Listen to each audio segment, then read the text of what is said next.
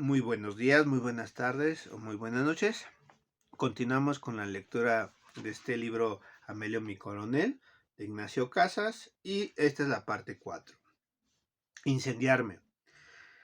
Me figuro que todas las madres tienen secretos, cariños ocultos, repulsiones que refieren a un hijo que a otro, que quieren o procuran al más chico o al primero que les nació, a la de en medio, a quien las apapacha o a las quien las hace sentir seguras. Se inclinaban por el gordo, por el más cabrón o por el que no se sabía defender. ¿A poco quieren a todos por igual? Por cosas que se callan, pero ahí están, digo yo. Se habla que trazan el camino de sus hijos, que les dicen para dónde andar, lo que han de hacer con sus vidas y hasta que algunas se guardan al más chico para que las cuide cuando estén viejas. Nos conocen muy bien, o eso sí, al derecho y al revés. Algo por dentro de les dice quiénes somos, qué queremos, por qué hacemos esto o lo otro.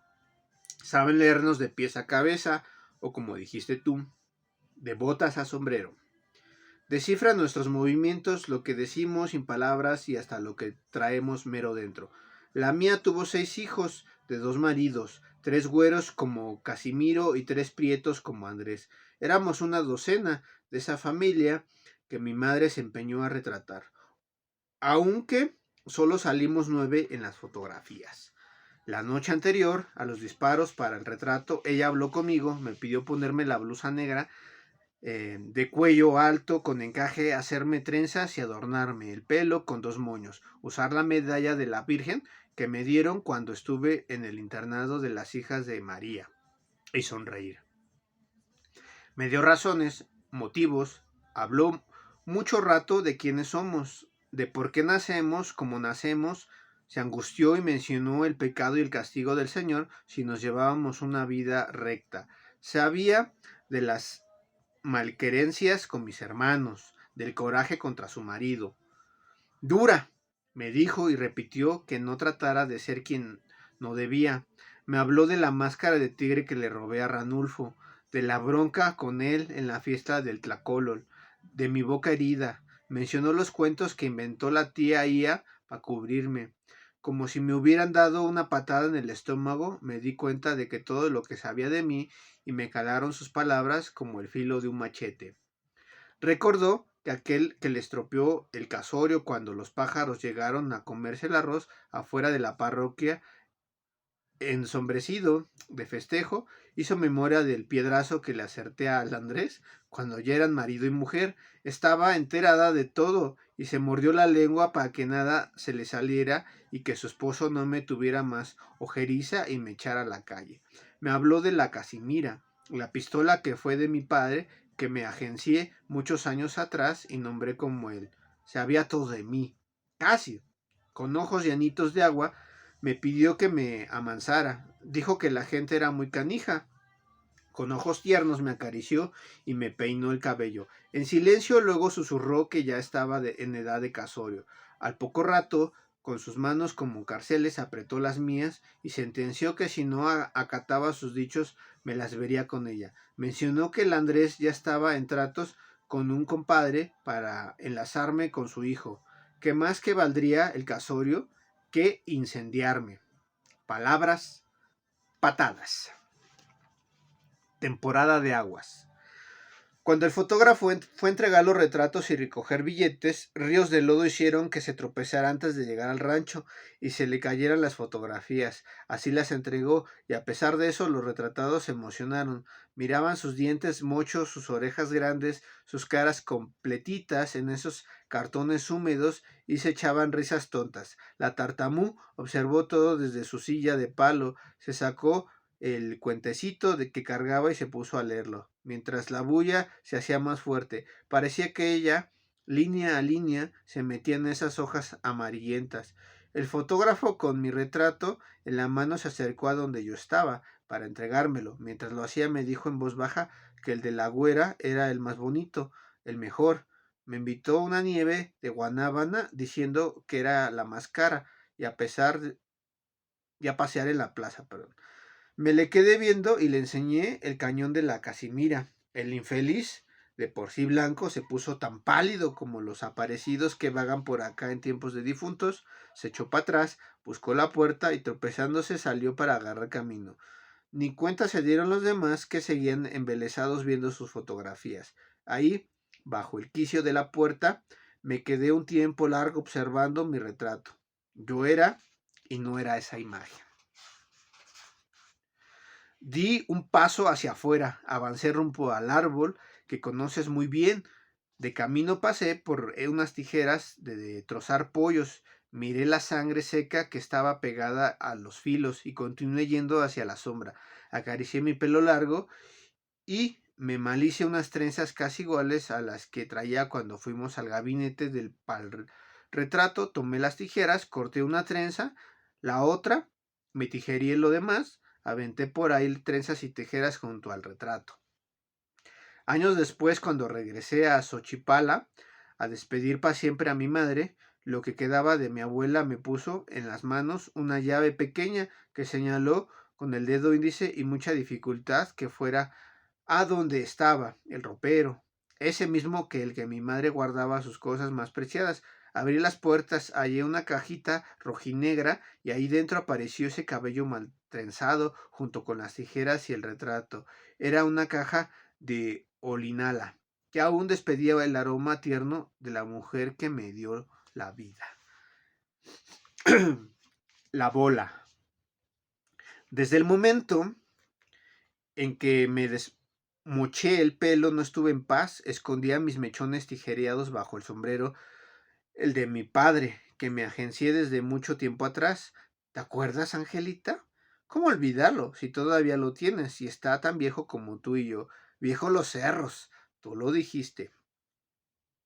La gente es muy canija cuando son de familia. Peor, muchas veces mentaron que no dejaba descansar en paz a ese hombre que había muerto cuando yo apenas pasaba los 3 años, que tenía que hacer cargando su pistola para todos lados, que en lugar de sombrero había de hacer el marido que ya me andaban consiguiendo. Por eso y por cosas de dentro, yo estaba igual que el país, con ansias que me quemaban, tanto que no me hallaba en ningún lado. No me hallaba en el rancho ni con los caballos, las vacas o el viejo mordidas, ni siquiera contigo, ni siquiera conmigo. Sentía un quemor más fuerte que las piedras insoladas en mi tierra caliente, donde la gente andaba a las vivas, asustada. Al telégrafo llegaban noticias de que las cosas cada vez estaban más duras en el norte, en la capital, en las ciudades grandes de nuestro estado y hasta en los pueblos. De boca en boca se hablaba de las levas que hacían los federales para jalar campesinos y ponerlos de carne de cañón. Por eso la gente se iba al monte a esconder. No era lo mismo cuando aparecían los alzados. Hombres, mujeres, chamacos se unían a la revuelta para luchar por un pedacito de tierra, para trabajar al servicio de uno mismo. Recuerdo, pues, un día de febrero del año 11, Cirilo, el del telégrafo, con alma que lleva el diablo, apareció en el club maderista, a donde yo iba a ayudar a hacer las cuentas, y metió que habían llegado a Xochipala un chinguero de soldados. Corrimos a la mera plaza que estaba cuajada de mirones. Ahí fue donde me topé por primera vez con Juan Andreu Almazán, quien capitaneaba esa tropa. Era güero, alto, de bigote catrín y botas de montar. No tenía idea de quién era, mucho menos que con los años llegaré a ser general de división, casi presidente, y tampoco que yo siempre le tendría mucha ley. Poco después, eso sí, supe que le gustaban los animales tanto como a mí. Con el tiempo me enteré de que a pesar de ser guerrerense había estudiado en Puebla y que se amigó de Aquiles Cerdán, a quien mataron los federales a balazos en el sótano de su propia casa al mismo tiempo que a su hermano, cuando el movimiento revolucionario apenas empezaba. Con él fue con quien primero me uní a la revuelta. Durante el poco tiempo que estuve bajo sus órdenes, supe eso e incluso que 1 o 2 años antes de que lo conociera intentó salvar a los hermanos Cerdán, pues les entendía las cosas de medicina, pero nada pudo hacer. Lo que sí logró fue juntar dinero para comprar las cajas de muerto y ayudar a un viejo doctor a autopsiar los cadáveres. ¿Con qué valor agarra uno el bisturí y corta el cuerpo de un amigo caído? ¿Cómo siendo tan chamacos se puede tener la sangre fría para ver los adentros de alguien con quien cruzaste palabra apenas un día antes? Siempre me he preguntado eso y también si con las mismas manos que abrieron el difunto entregó un mechón de pelo a la madre y a la hermana, quienes acabaron en la cárcel, según todo el mundo mentaba. Una cosa es matar al enemigo y otra ensangrentarte los dedos con las vísceras del amigo. Así es, sino que hablen esas manos. Pues Juan Andreu contó siempre que ahí, con Aquiles y Máximo tendidos y con el bisturí lleno de sangre, tomó una decisión. Si ya habían empezado los balazos, se iría a los balazos.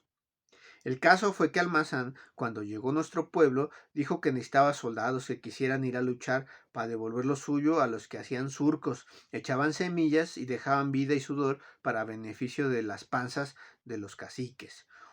Uno de sus cabecillas dijo que hacían falta viejas que cargaran en sus rebozos no solo chamacos, sino coraje, que fueran bravas para matar chivos, guajolotes o puercos, curaran la sangre de los heridos, enterraran a los muertos, aceitaran fusiles, montaran sin ensillar, supieran espiar y de paso sirvieran las galletas para soldados. ¿Galletas? ¡Ey! Para comérselas a besos. Un soldado de bigotes caídos remató, que también hacían falta recabrones de buena puntería para vengarse de las levas y tronarse a los federales. ¿Matar chivos y guajolotes? ¿Curar heridos? ¿Enterrar a los muertos? Pensé. Tener buena puntería, vengar las levas, tronarte a los federales, repetí en mi cabeza.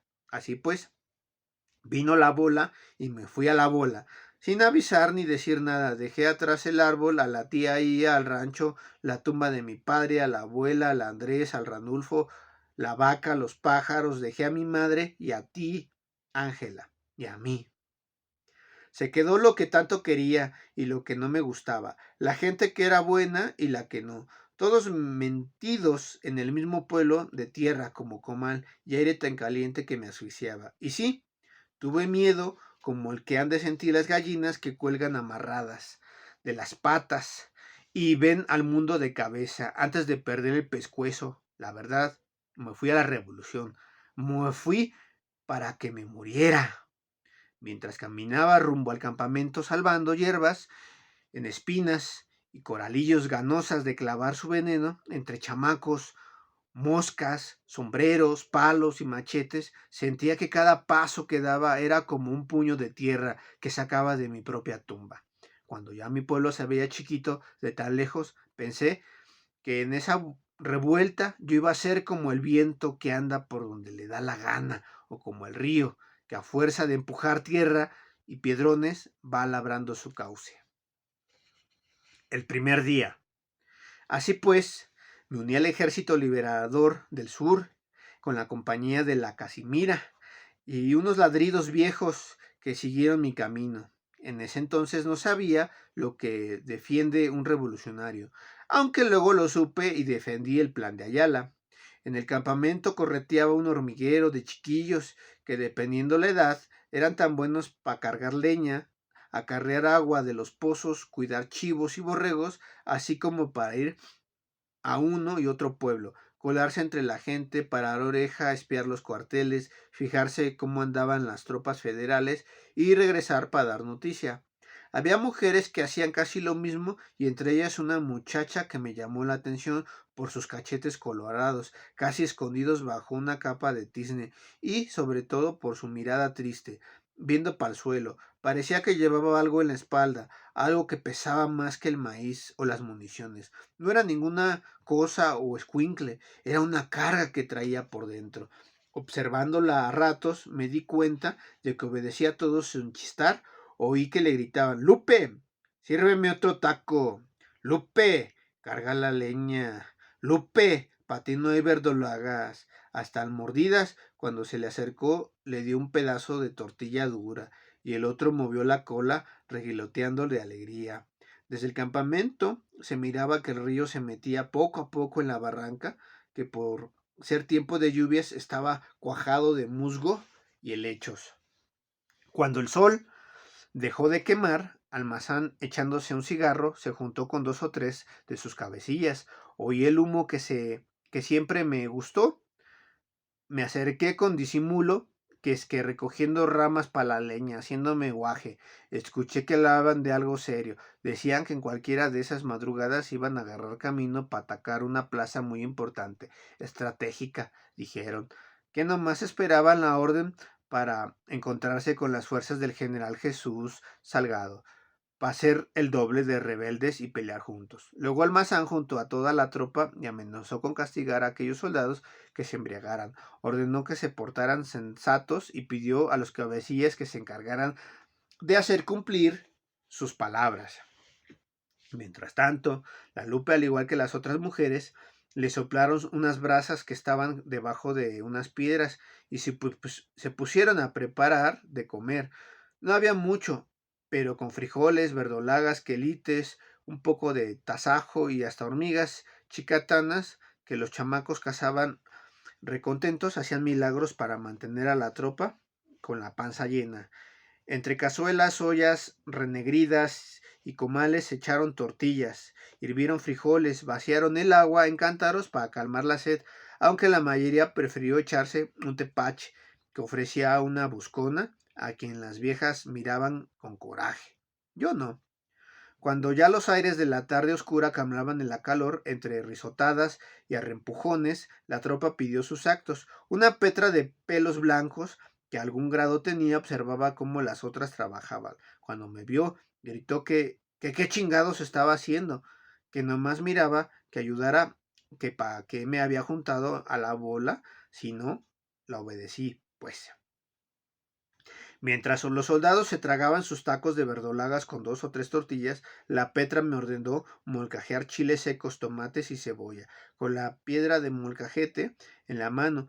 Pensé que un revolucionario sin salsa era como un petardo sin pólvora. Dejé la piedra, agarré una tortilla, le eché la salsa y me la zampé. Luego otra y otra más. La Petra gritó con voz rasposa que, antes de tragar, yo primero tenía que comer la tropa. Me acomodé el sombrero, me mordí la lengua y les estuve la mirada. Entre gritos de hambres que pedían más tacos y mis ojos serios, se aflojó la doña y nomás me ordenó lavar unas cazuelas donde habían preparado el maíz.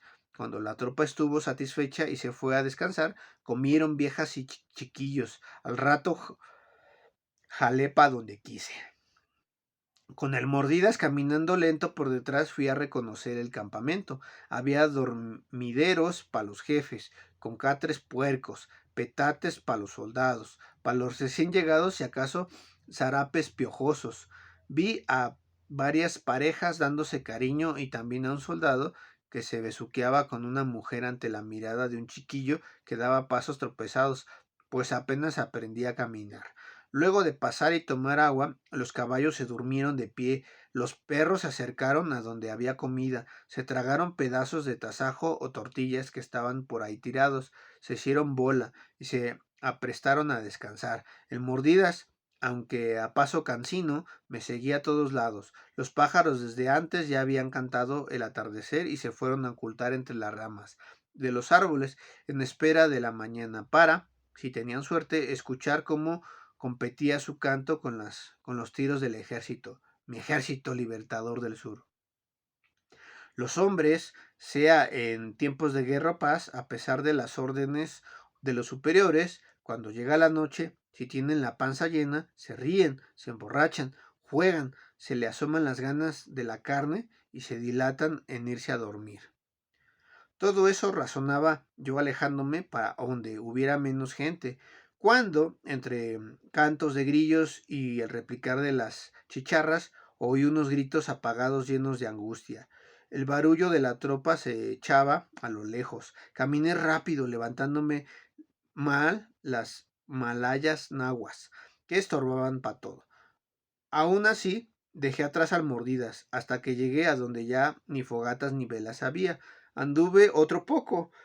Me acerqué con sigilo y ahí, entre la oscuridad de la noche, miré las nalgas de un cabrón que brillaban con los rayos de la luna, trepado sobre una vieja, tapándole la boca con una mano, agarrándole los brazos con la otra y obligándole a dejarse hacer lo que él quería. La mujer ya ni pateaba, solo intentaba que sus gritos se oyeran. Di unos cuantos pasos más, reconocí la blusa y las naguas de la Lupe que había visto antes. Oí sus gritos desesperados. Sin pensar saqué la Casimira y le eché un disparo.